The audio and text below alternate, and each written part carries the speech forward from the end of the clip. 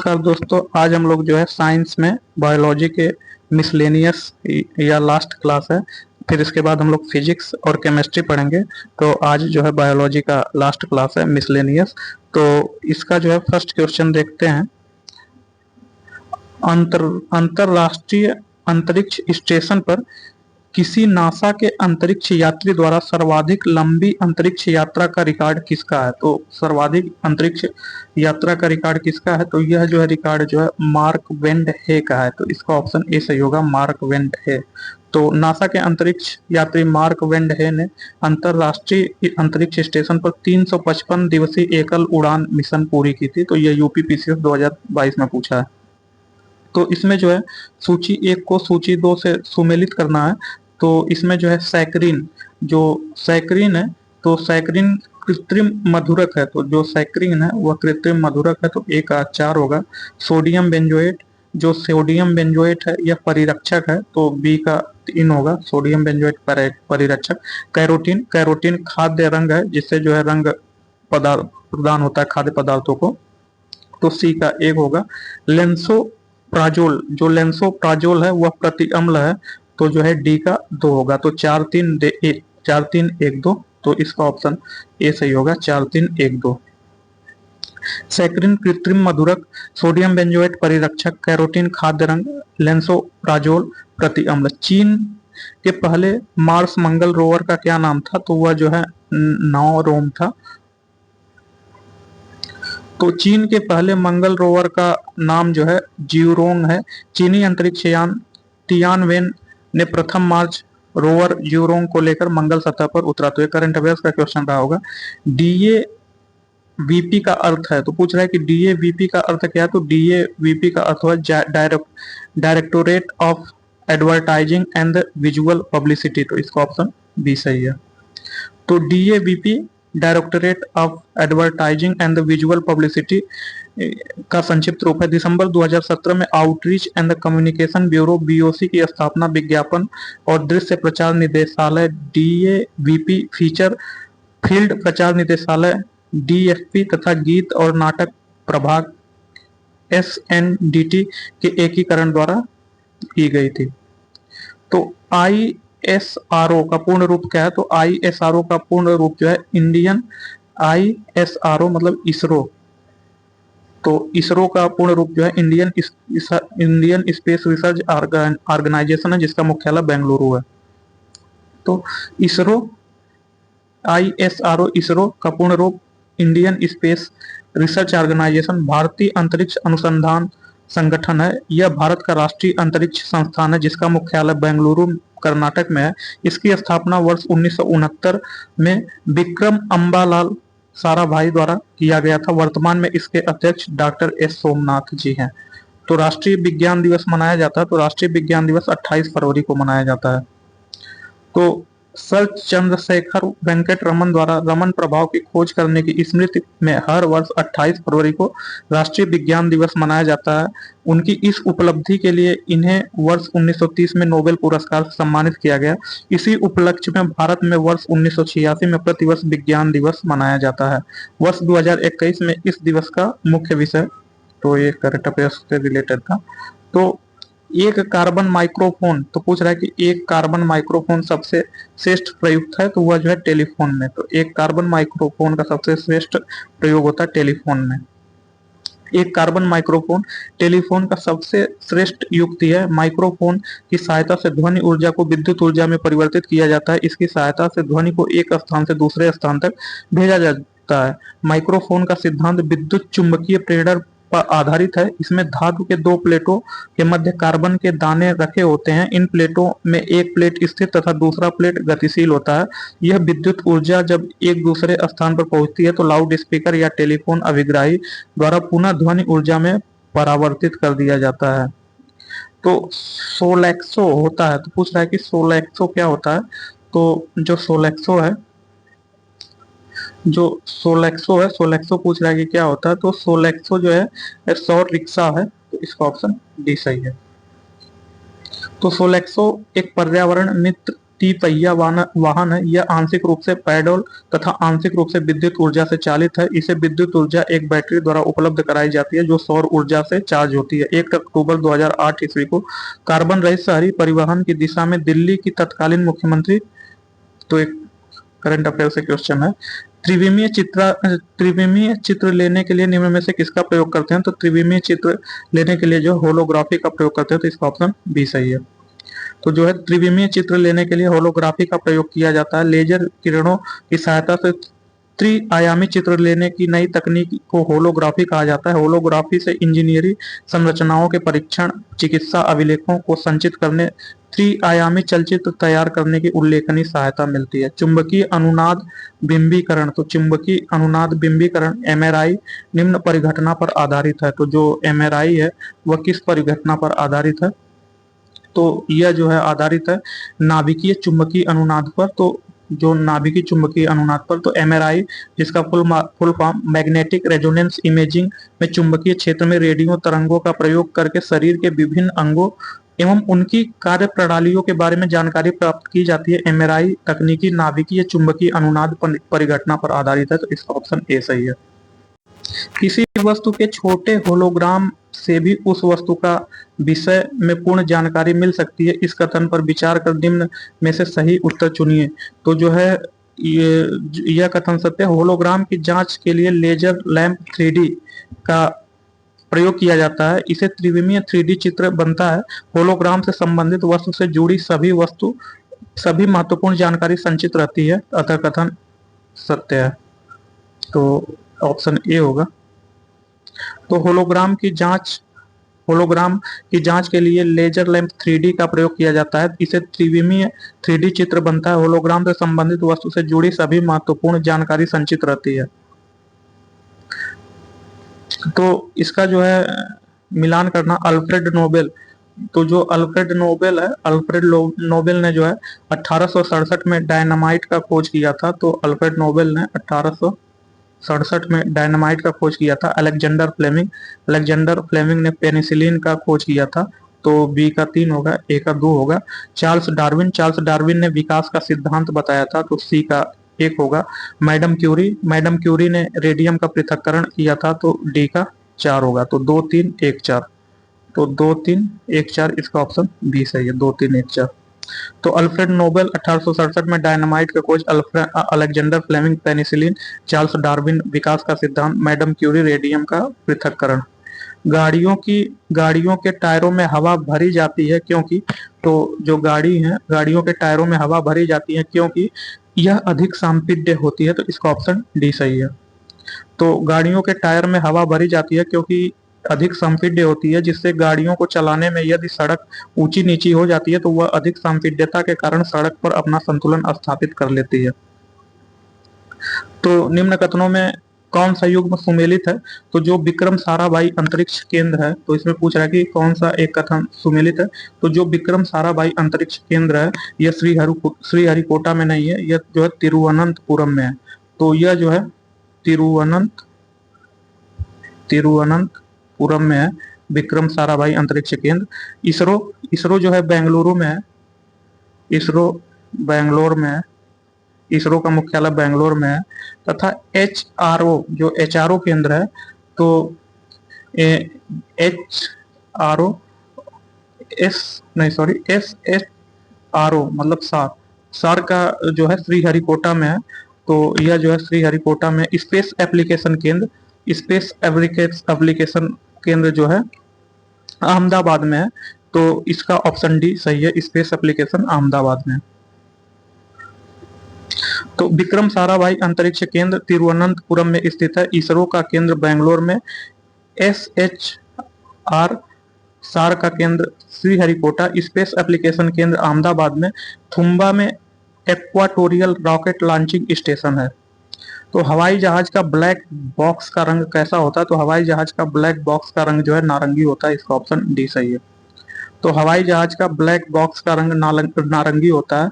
इसे जहाज में लगाने का उद्देश्य, यदि हवाई जहाज दुर्घटनाग्रस्त हो जाता है तो इस बॉक्स में लगे यंत्र से जहाज की दुर्घटना के कारण का पता लगाया जाता है।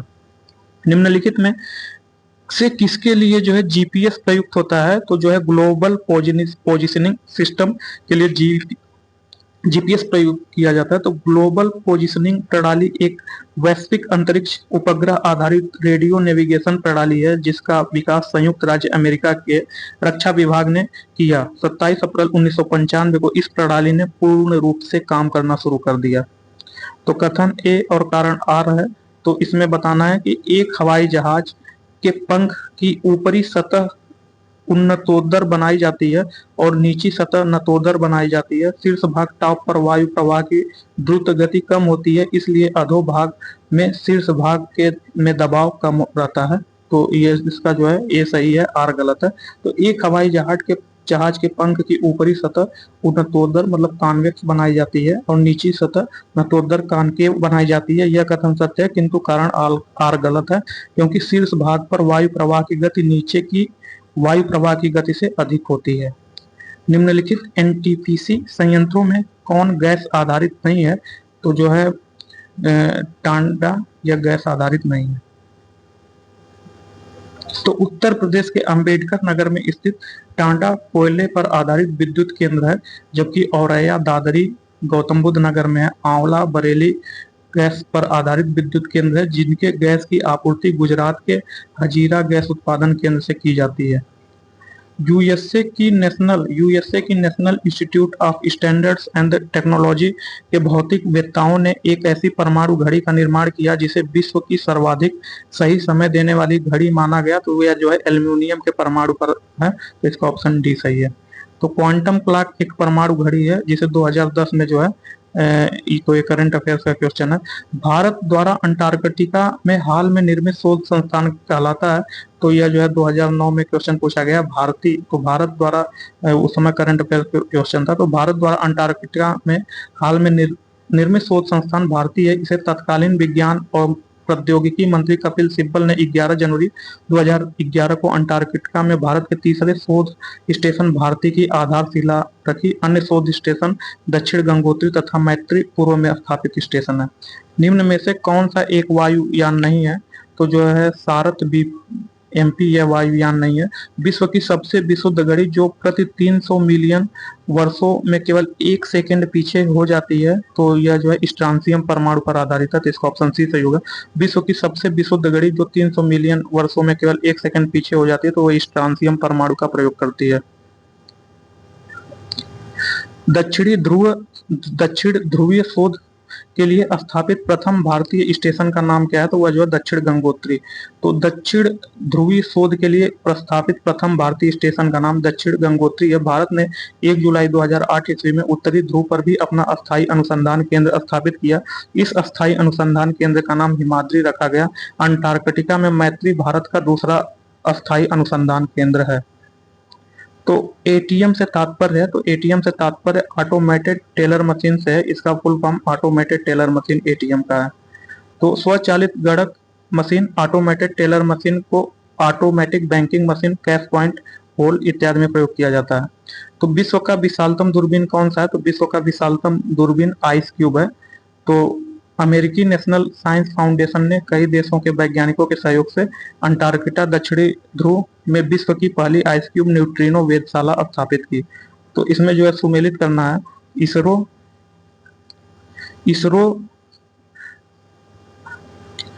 तो इसमें सुमेलित करना है।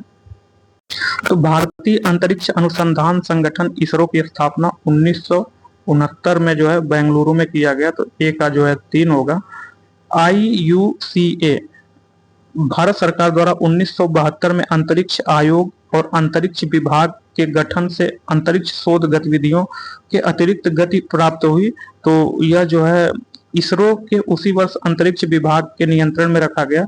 विक्रम साराभाई अंतरिक्ष केंद्र VSSC जो VSSC है की स्थापना तिरुवनंतपुरम में किया गया। तो जो है डी का 1 होगा।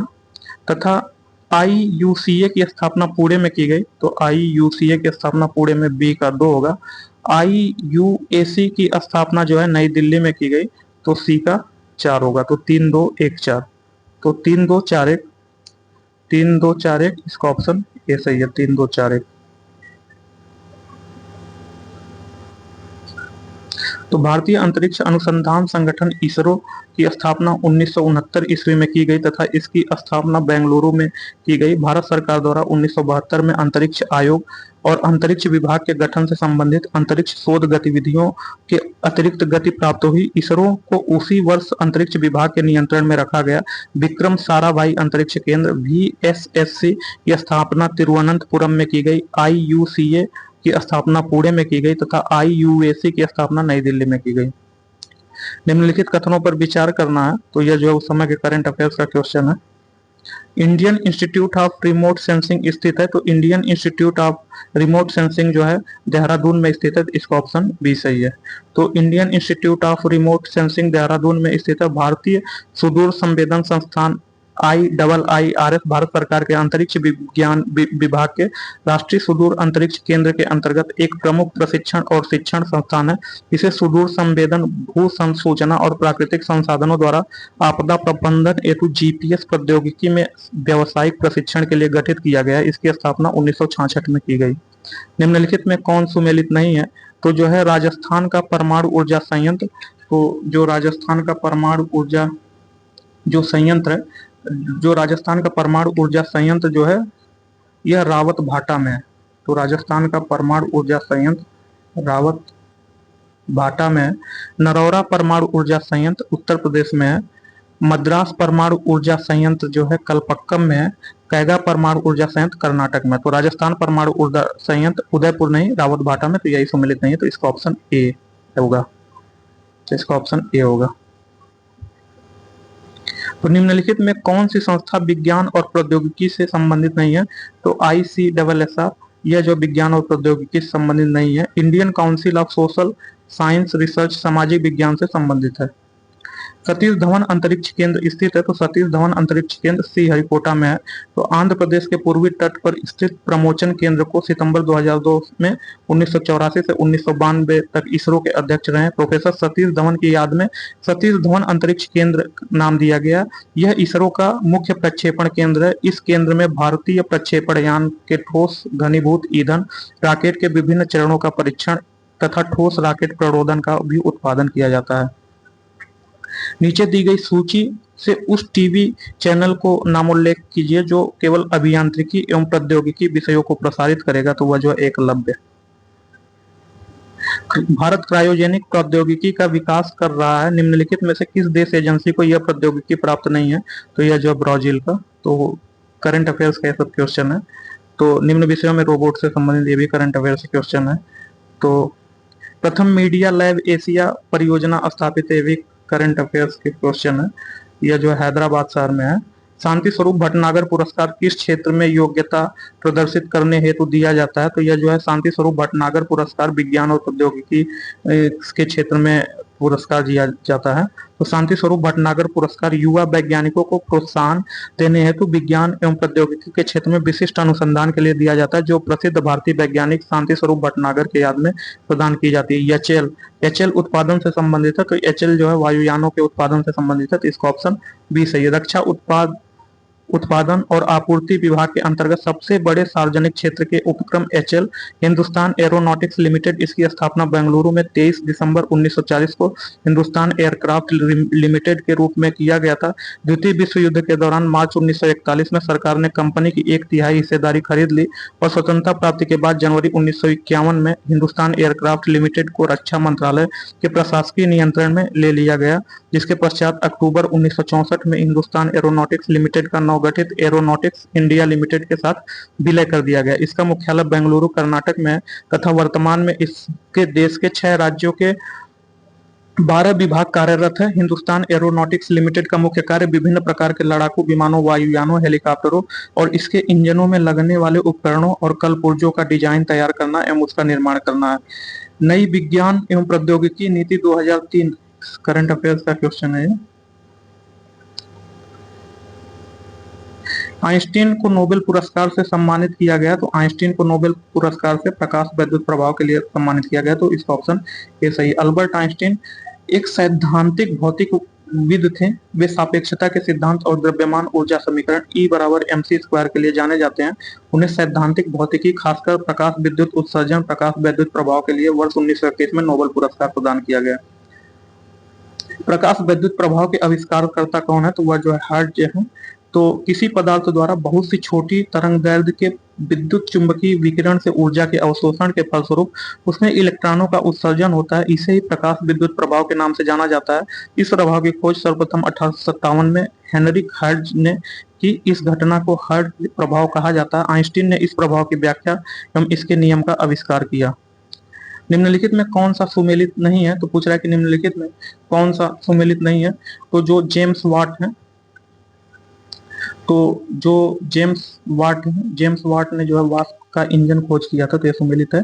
एजी वेल जो है वास्प इंजन, टेलीफोन और टेलीविजन के आविष्कार, तो वास्प इंजन के आविष्कार जो जेम्स वाट है, टेलीफोन के आविष्कारक जो है एजी वेल है, तथा जे.एल. बेयर्ड ने टेलीविजन का आविष्कार किया। एजी वेल ने टेलीफोन की आविष्कार किया, तथा जे पार्किंसन ने, किंतु चौथे जो पेनिसिलिन है, पेनिसिलिन का आविष्कारक जो है, पेनिसिलिन का आविष्कारक जो है, पेनिसिलिन की खोज स्कॉटिश वैज्ञानिक अलेक्जेंडर फ्लेमिंग ने किया था। जबकि जे पार्किंस का नाम गलत है, तो इसका जो है ऑप्शन डी गलत है। तो वास्प इंजन, टेलीफोन और टेलीविजन के आविष्कारक क्रमशः जेम्स वाट, एजी वेल तथा जेल बेयर्ड है, किंतु चौथे विकल्प में दिए पेनिसिलिन के आविष्कारक के रूप में जे परकिंस का नाम गलत है। पेनिसिलिन की खोज स्कॉटिश वैज्ञानिक अलेक्जेंडर फ्लेमिंग ने 1928 में की थी। 1941 में इसे चिकित्सीय प्रयोग की अनुमति मिली।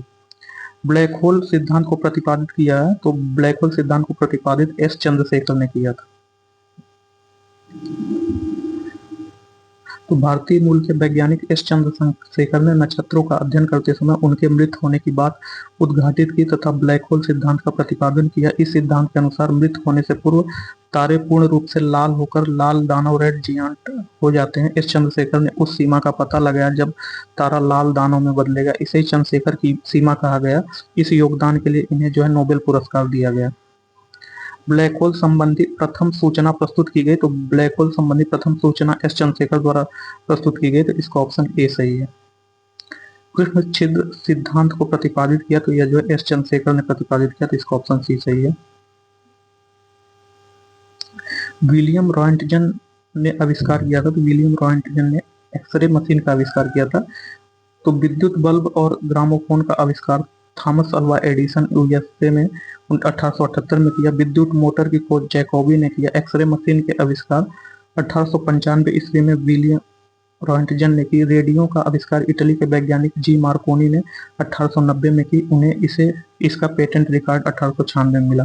भारत में अणु बम के विकास से संबंधित है, तो भारत में अणु बम का विकास जो है राजा रमन्ना ने किया था।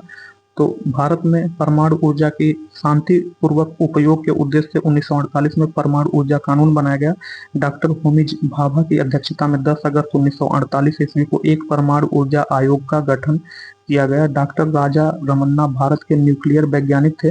भारत में अणु बम विकास का श्रेय राजा रमन्ना को प्राप्त है। तो इसमें जो है खोज, इसमें पूछ रहा है कि कौन सा सुमेलित नहीं है, तो कौन सा युग्म सुमेलित नहीं है? तो जो है मेसान की खोज के लिए हिडेकी युकावा जापान के थे, 1949 में किया। तो जो मेसान की खोज है यह जो हिडेकी युकावा ने 1949 में किया। पॉजिट्रॉन की खोज के लिए वीएफ हेस ने किया। तो जो पॉजिट्रॉन की खोज जो है यह जो वीएफ हेस ने किया, तो यही सुमेलित नहीं है। जबकि सूर्य एवं तारों में ऊर्जा उत्पादन का सिद्धांत एच ए बैथ ने किया। पर यूरेनियम तत्वों को एनरिको फर्मी ने किया। तो इसका ऑप्शन डी सुमेलित नहीं है। पर यूरेनियम तत्वों की जो है तत्वों को संश्लेषण जीटी सोबर्ग ने किया, तो डी वाला सुमेलित नहीं है।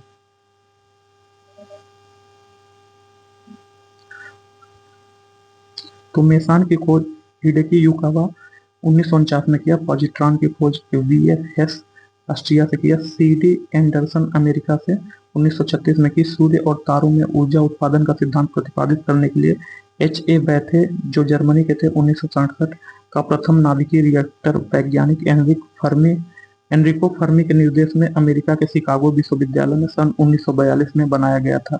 para यूरेनियम तत्वों का संश्लेषण GT सोबर्ग द्वारा किया गया था। दूरबीन का आविष्कार किया था, तो दूरबीन का आविष्कार गैलीलियो ने किया। इसका ऑप्शन ए सही है। दूरबीन का आविष्कार गैलीलियो ने किया था। दूरबीन एक ऐसा साधन है जिसकी सहायता से दूरस्थ वस्तुओं को आसानी से देखा जा सकता है। गैस इंजन की खोज किसने की? तो गैस इंजन की खोज डैमलर ने की। तो डीजल इंजन का आविष्कारक रूडोल्फ डीजल ने, जबकि सेफ्टी लैंप की खोज डेवी और कार्बोरेटर और गैस इंजन की खोज डैमलर ने की थी। निम्नलिखित वैज्ञानिकों में से किसने नवीन सापेक्षता सिद्धांत प्रतिपादित किया? तो JB नार्लिकर ने नवीन सापेक्षता सिद्धांत प्रतिपादित किया। तो ऊष्मीय आयनन सिद्धांत एक महत्वपूर्ण देन है। तो ऊष्मीय आयनन सिद्धांत जो है MN साहा की महत्वपूर्ण देन है। तो ऊष्मीय आयनन सिद्धांत MN साहा की महत्वपूर्ण देन है। CV रमन ने रमन प्रभाव की खोज की तथा होमी जहांगीर भाभा को परमाणु वैज्ञानिक के रूप में जाना जाता है। कार्बन नैनो ट्यूब्स CNTS किसने बनाई? तो कार्बन नैनो ट्यूब्स जो है IG मान ने बनाई। इसका ऑप्शन डी सही। तो इसमें जो है खोज दिया गया है और उसके जो है खोज करता है। तो जो रिवाल्वर है, रिवाल्वर की खोज जो है कोल्ट ने की। तो A का 3 होगा। डायनामाइट का खोज जो है अल्फ्रेड नोबेल ने किया। तो B का 1 होगा। शीतलता का नियम जो है न्यूटन ने दिया। तो जो है C का 4 होगा। एवं जो है दाब का नियम है वह पास्कल ने दिया। तो D का 2 होगा। तो इसमें जो है 3 1 4 2, तो 3 1 4 2 इसका ऑप्शन डी सही है। तो रिवॉल्वर कोल्ट ने, डायनामाइट अल्फ्रेड नोबेल ने, शीतलता का नियम न्यूटन ने, दाब का नियम पास्कल ने दिया था। निम्न कथनों पर विचार करना है। तो अर्नेस्ट रदरफोर्ड ने रॉयल सोसाइटी के समक्ष कहा था कि मनुष्य को नाभिकीय शक्ति कभी नहीं उपलब्ध होगी। कारण आप यह उससे यह विश्वास था कि आइंस्टीन का नियम फेल हो जाएगा और मात्रा ऊर्जा में परिवर्तित नहीं होगी। तो A और R दोनों सत्य है और RA का सही कारण है। तो A और R दोनों सही है। तो इसका ऑप्शन ए सही होगा। रेडियो एक्टिव पदार्थ के परमाणु का विखंडन सर्वप्रथम अर्नेस्ट रदरफोर्ड ने किया था। परमाणु का विखंडन करने के बाद रदरफोर्ड ने रॉयल सोसाइटी के समक्ष भाषण देते हुए कहा था कि मनुष्य को नाभिकीय ऊर्जा कभी भी प्राप्त नहीं होगी, क्योंकि रदरफोर्ड का यह विश्वास था कि आइंस्टीन द्वारा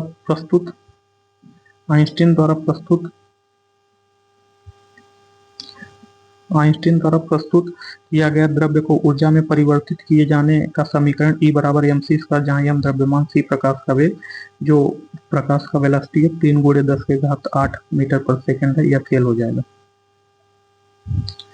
निम्नलिखित वैज्ञानिकों में कौन नोबेल पुरस्कार विजेता नहीं है? तो जो जगदीश चंद्र बोस यही नोबेल पुरस्कार विजेता नहीं है। तो अभी तक नोबेल पुरस्कार विजेता रविंद्रनाथ टैगोर को साहित्य में 1913 में, चंद्रशेखर वेंकट रमन को भौतिक विज्ञान 1930 में, हरगोविंद खुराना चिकित्सा एवं शरीर विज्ञान 1968 में, मदर टेरेसा शांति में, सुब्रमण्यम चंद्रशेखर भौतिक विज्ञान में, अमर्त्य सेन अर्थशास्त्र में, VS नायपाल साहित्य में, डॉक्टर राजेंद्र पचौरी शांति में, कैलाश सत्यार्थी शांति में, अभिजीत बनर्जी अर्थशास्त्र में। वनस्पति वैज्ञानिक जगदीश चंद्र बोस को नोबेल पुरस्कार नहीं मिला है। निम्नलिखित वैज्ञानिकों में से किसने भौतिक विज्ञान एवं जीव विज्ञान दोनों विषयों में अनुसंधान किया है? तो वह जो है जगदीश चंद्र बोस ने। तो इसका ऑप्शन ए सही है। भारतीय भौतिक वैज्ञानिक जगदीश चंद्र बोस ने भौतिक विज्ञान के क्षेत्र में बेतार संदेश पर खोज की तथा वनस्पति एवं जीव विज्ञान के क्षेत्र में पौधों में चेतना विषय की खोज की। निम्नलिखित में से किस वैज्ञानिक को 2 बार नोबेल पुरस्कार मिला, जिनमें से एक शांति के लिए था? तो वह जो है लाइनस पाउलिंग। इसका ऑप्शन सी सही है। तो प्रोफेसर लाइनस पाउलिंग को रसायन विज्ञान का नोबेल पुरस्कार 1954 में मिला तथा शांति का नोबेल पुरस्कार 1962 में मिला। अतः स्पष्ट है यही वह वैज्ञानिक है जिन्हें 2 बार नोबेल पुरस्कार प्रदान किया गया। उल्लेखनीय है कि मैडम क्यूरी, जॉन बर्डिन व फ्रेडरिक सेंगर भी ऐसे वैज्ञानिक हैं जिन्हें 2 बार नोबेल पुरस्कार मिला। तो जो है मैडम क्यूरी, जॉन बर्डिन व फ्रेडरिक सेंगर को भी 2 बार नोबेल पुरस्कार मिला।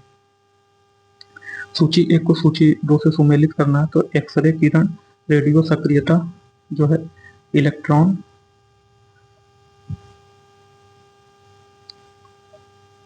तो इसमें सुमेलित करना है। तो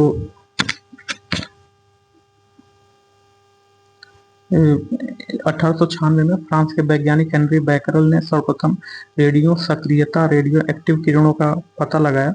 तो हेनरी बैकरल ने रेडियो एक्टिव सक्रियता, तो बी का 3 होगा। तो इसमें देखते हैं बी का 3 कौन सा ऑप्शन है। तो बी का 3 सिर्फ एक ही ऑप्शन है, तो इसलिए इसका ऑप्शन जो है बी होगा। 1896 में फ्रांस के वैज्ञानिक हेनरी बैकरल ने सर्वप्रथम रेडियो सक्रियता रेडियो एक्टिव किरणों का पता लगाया। इलेक्ट्रॉन की खोज जे थॉमसन ने 1897 ईस्वी में की थी। इलेक्ट्रॉन कण एवं तरंग दोनों तरह के व्यवहार प्रदर्शित करता है। एक्स किरण एक प्रकार का विद्युत चुंबकीय विकिरण है जिसका तरंग दैर्ध्य 10 से 0.01 नैनोमीटर होती है। इसके खोजकर्ता विलियम कॉनराड रॉन्टगन है। न्यूट्रिनो यह एक नया कण है जिसका सर्वप्रथम आविष्कार सन 1930 में पॉली ने किया था। इस कण का प्रथम सैद्धांतिक आधार प्रसिद्ध भौतिकविद एनरिको फर्मी ने 1934 में दिया था।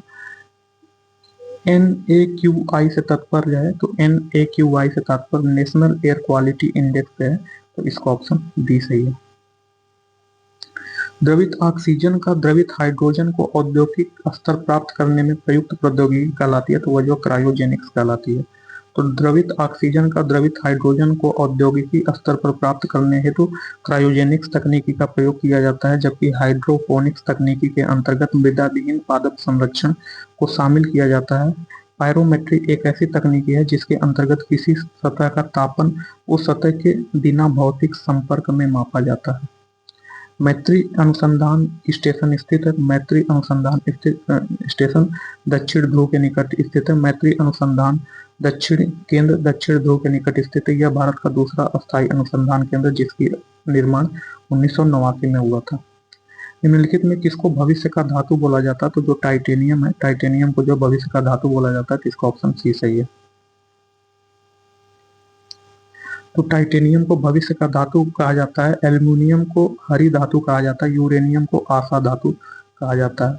अति सूक्ष्म समय अंतराल नैनो सेकंड से कम यथार्थ नापे जाते हैं, तो यह जो परमाणु घड़ी द्वारा, तो अति सूक्ष्म समय अंतराल नैनो सेकंड से कम यथार्थ परमाणु घड़ी द्वारा नापे जाते हैं। परमाणु घड़ियां भी परमाणु कणों के कंपन के आधार पर काम करती है।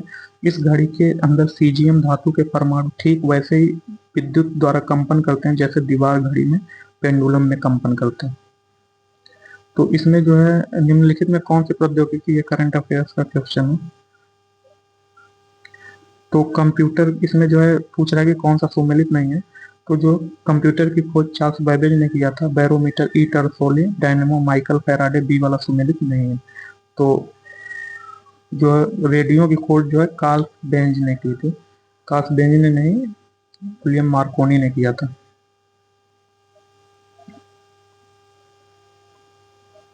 सोनार अधिकांशतः प्रयोग में लाया जाता है, तो सोनार जो है नौ संचालकों द्वारा प्रयोग में लिया जाता है। इसका ऑप्शन डी सही है। निम्नलिखित ग्रहों में कौन जीवन के अस्तित्व के लिए उपयुक्त होता है, तो जो है मंगल ग्रह या जीवन के अस्तित्व के लिए उपयुक्त है। वाटर जेट तकनीक का उपयोग किया जाता है, तो वाटर जेट तकनीक का उपयोग खदानों के वेधन में किया जाता है। वाटर जेट तकनीकी का उपयोग खदानों के वेधन में किया जाता है। इसमें पतली पाइप के द्वारा पानी की धार को तेज गति से छोड़ा जाता है। निम्नलिखित कथनों पर विचार कीजिए। तो द्रव क्रिस्टलों का सबसे महत्वपूर्ण प्रौद्योगिकी अनुप्रयोग आंकिक प्रदर्शन में है। मॉडेम एक ऐसी युक्ति है जो एक कंप्यूटर तथा एक फोन लाइन से जुड़ा है। सामुद्रिक विज्ञान का राष्ट्रीय संस्थान कोयम्बटूर में स्थित है। वर्जी निस 70 वीडियो कार्यक्रमों के रिकॉर्डिंग की एक पद्धति है। तो इसका जो है ऑप्शन इसका कथन 1 और 2 सही है, तो इसका ऑप्शन ए है, 1 और 2 सही है।